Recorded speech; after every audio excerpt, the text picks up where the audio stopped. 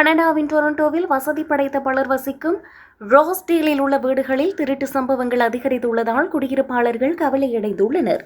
Police தரவுகளின்படி நகரம் முழுவதும் திருட்டு சம்பவங்கள் குறைந்து வரும் நிலையில் இந்த பகுதியில் மட்டும் திருட்டு சம்பவங்கள் 30% அதிகரித்துள்ளன.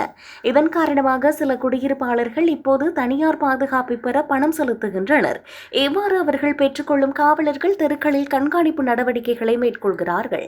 அவர்கள் வீடுகளையும் கண்காணிப்பதோடு சந்தேகத்துக்குரிய விடயங்களுக்கு உடனே பதிலளிக்கின்றனர்.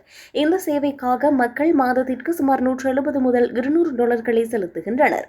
அத்துடன் பாதுகாப்பாக இருப்பதற்காக வீட்டு உரிமையாளர்கள் தங்கள் பாதுகாப்பையும் மேம்படுத்தி வருகின்றனர்.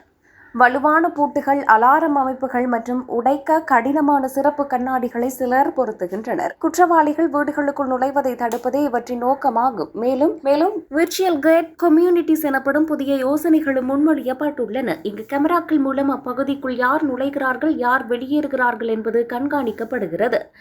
அத்துடன் போலீசார் கண்காணிப்பு பணிகளை அதிகரித்துள்ளதுடன் குடியிருப்பாளர்களுடனும் இணைந்து செயற்பட்டு வருகின்றனர்.